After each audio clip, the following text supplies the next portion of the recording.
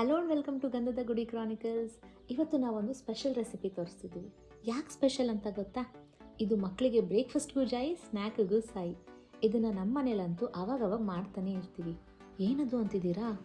ಅದೇ ನಮ್ಮ healthy almond flour banana muffins. ಈಗ ಹೇಗೆ ಮಾಡೋದು ಅಂತ ನೋಡೋಣ ಬನ್ನಿ. ಮೊದಲಿಗೆ ಓವನ್ನ 350 ಡಿಗ್ರಿ ಫ್ಯಾರನೈಟಲ್ಲಿ ಪ್ರೀ ಹೀಟ್ ಮಾಡ್ಕೊಬೇಕು. ಹೀಗೆ ಮಾಡೋದ್ರಿಂದ ಮಫಿನ್ಸ್ ಈವನ್ಲಿ ಬೇಕಾಗುತ್ತೆ. So don't skip this step. Preheat ಆಗೋ ಅಷ್ಟರಲ್ಲಿ ನಾವು ಇಂಗ್ರೀಡಿಯೆಂಟ್ಸ್ ರೆಡಿ ಮಾಡ್ಕೊಳ್ಳೋಣ. ಇಲ್ಲಿ ನಾವು ಒಂದು ಪಚ್ಚಬಾಳೆಹಣ್ಣು ತಗೊಂಡಿದ್ದೀವಿ. ಇದನ್ನು ಚೆನ್ನಾಗಿ ಮ್ಯಾಶ್ ಮಾಡ್ಕೋಬೇಕು. ಈಗ ಬೇರೆ ಬೌಲ್ನಲ್ಲಿ 2 ಮೊಟ್ಟೆನ ಹಾಕಿ ಚೆನ್ನಾಗಿ ಬೀಟ್ ಮಾಡ್ಕೊಳ್ಳಿ. ನಾನಿಲ್ಲಿ ಬನಾನಾ ಮ್ಯಾಶ್ ಮಾಡಿದ ಬೌಲ್ನಲ್ಲೇ ಎಗ್ನ ಬೀಟ್ ಮಾಡ್ತಾ ಇದ್ದೀನಿ. ಎಗ್ ಹಾಕೋದ್ರಿಂದ ಬೈಂಡಿಂಗಿಗೆ ಹೆಲ್ಪ್ ಆಗುತ್ತೆ, ಜೊತೆಗೆ ಪ್ರೋಟೀನ್ ಕೂಡ ಸಿಗುತ್ತೆ. ಈಗ ಮಫಿನ್ಸ್ಗೆ ಸ್ವಲ್ಪ ಸಿಹಿ ಆ್ಯಡ್ ಮಾಡೋ ಟೈಮ್. ಯಾರಿಗೆ ಸ್ವೀಟ್ ಇಷ್ಟ ಆಗಲ್ಲ ಹೇಳಿ? ಆದರೆ ಶುಗರ್ ಒಳ್ಳೇದಲ್ಲ ಅಂತಾರೆ.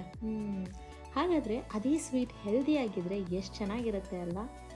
ಅದಕ್ಕೆ ಅಂತ ನಮ್ಮ ಮಫಿನ್ಸ್ಗೆ ನಾವು 4 ಡೇಟ್ಸ್ನ ಹಾಲಿನಲ್ಲಿ ಗ್ರೈಂಡ್ ಮಾಡಿ ಆ ಪೇಸ್ಟ್ನ ಆ್ಯಡ್ ಮಾಡ್ತಾ ಇದ್ದೀವಿ. ಡೇಟ್ಸ್ನ ಸ್ವಲ್ಪ ಹೊತ್ತು ಬೆಚ್ಚಗಿನ ಹಾಲಿನಲ್ಲಿ ಸೋಕ್ ಮಾಡೋದ್ರಿಂದ ಪೇಸ್ಟ್ ಸ್ಮೂತಾಗಿ ಬರುತ್ತೆ. ನಾನಿಲ್ಲಿ ಹಾಕ್ತಾ ಇರೋ ಡೇಟ್ಸ್ ಸಾಫ್ಟಾಗಿ ಇದೆ, ಸೊ ನಾನು ಡೈರೆಕ್ಟಾಗಿ ಅದನ್ನು ಗ್ರೈಂಡ್ ಮಾಡಿದ್ದೀನಿ. ವೆಟ್ ಇಂಗ್ರೀಡಿಯೆಂಟ್ಸ್ನಲ್ಲಿ ಕಡೆಯದಾಗಿ ನಾವು ಹಾಕ್ತಾ ಇರೋದು ವೆನಿಲಾ ಎಸೆನ್ಸ್. ಈಗ ಡ್ರೈ ಇಂಗ್ರೀಡಿಯೆಂಟ್ಸ್ ಹಾಕೋ ಸಮಯ. ನಾನು ವೆಟ್ ಇಂಗ್ರೀಡಿಯೆಂಟ್ಸ್ ಬೌಲ್ಗೆ 1 ಕಪ್ ಆಲ್ಮಂಡ್ ಫ್ಲೋರ್ ಹಾಕಿ ಅದಕ್ಕೆ ಅರ್ಧ ಟೀ ಸ್ಪೂನಷ್ಟು ಬೇಕಿಂಗ್ ಪೌಡರ್, 1/4 ಟೀ ಸ್ಪೂನಷ್ಟು ಬೇಕಿಂಗ್ ಸೋಡಾ ಮತ್ತು ಒಂದು ಸ್ವಲ್ಪ ಸಾಲ್ಟ್ನ ಹಾಕಿ ಮಿಕ್ಸ್ ಮಾಡ್ತಾ ಇದ್ದೀನಿ. ನೀವು ಸಪ್ರೇಟ್ ಬೌಲ್ನಲ್ಲಿ ಡ್ರೈ ಇಂಗ್ರೀಡಿಯೆಂಟ್ಸ್ನ ಮಿಕ್ಸ್ ಮಾಡಿಕೊಂಡ್ರೆ ಒಳ್ಳೆಯದು. ಆವಾಗ ಓವರ್ ಮಿಕ್ಸಿಂಗ್ ಅವಾಯ್ಡ್ ಮಾಡ್ಬೋದು. ನಾನು ಮಿಕ್ಸ್ ಮಾಡ್ತಾ ಇರೋ ಹಾಗೆಯೇ Nihal cup cake liners ready ಮಾಡೋಕ್ಕೆ ಶುರು ಮಾಡಿದೆ. ನೀವು ಕಪ್ ಕೇಕ್ ಲೈನರ್ಸ್ನೇ ಯೂಸ್ ಮಾಡಬೇಕಂತ ಏನಿಲ್ಲ. ಮಫಿನ್ ಮೋಲ್ಡ್ನ ಲೈಟಾಗಿ ಆಯಿಲ್ ಗ್ರೀಸ್ ಮಾಡಿ ಕೂಡ ಬ್ಯಾಟರ್ನ ನೀವು ಪೋರ್ ಮಾಡ್ಬೋದು, ಅಥವಾ ಈ ಥರ ಕಪ್ ಕೇಕ್ ಲೈನರ್ಸ್ನ ಇಟ್ಟು ಬ್ಯಾಟರ್ ಫಿಲ್ ಮಾಡ್ಕೊಳ್ಳಿ.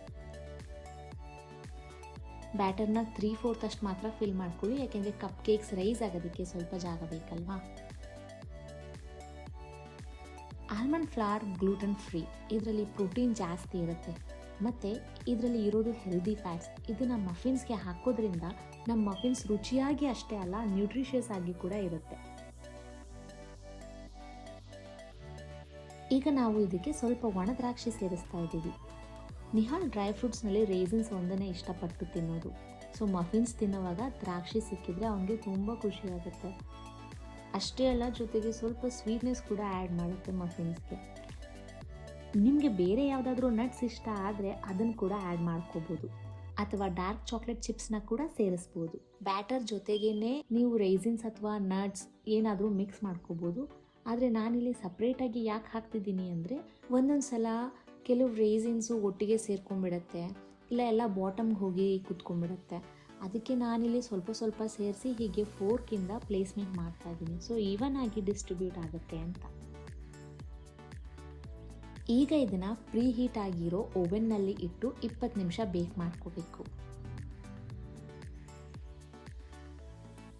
ಈ ಮಫಿನ್ಸ್ನ ರೂಮ್ ಟೆಂಪ್ರೇಚರಲ್ಲಿ 3 ಡೇಸ್ವರೆಗೂ ಇಟ್ಕೊಂಡು ತಿನ್ಬೋದು. ಇಲ್ಲ ಅಂದರೆ ಏರ್ ಟೈಟ್ ಕಂಟೈನರ್ನಲ್ಲಿ ಹಾಕಿ ಫ್ರಿಡ್ಜ್ನಲ್ಲಿ ಅಪ್ ಟು 5 ಡೇಸ್ ಇಟ್ಟು ತಿನ್ಬೋದು. ಬೇಕಾದಮೇಲೆ ಒಂದು ಟೂತ್ ಪಿಕ್ನ ಹೀಗೆ ಇನ್ಸರ್ಟ್ ಮಾಡಿ ಬ್ಯಾಟರ್ ಏನಾದರೂ ಸ್ಟಿಕ್ ಆಗುತ್ತಾ ಅಂತ ಚೆಕ್ ಮಾಡ್ಕೊಳ್ಳಿ. ಟೂತ್ ಪಿಕ್ ಡ್ರೈ ಆಗಿ ಆಚೆ ಬಂದರೆ ಮಫಿನ್ಸ್ ಕುಕ್ ಆಗಿದೆ ಅಂತ. ಇಲ್ಲ ಅಂದರೆ ಅನದರ್ 2 ಮಿನಿಟ್ಸ್ ಬೇಕ್ ಮಾಡ್ಕೊಳ್ಳಿ.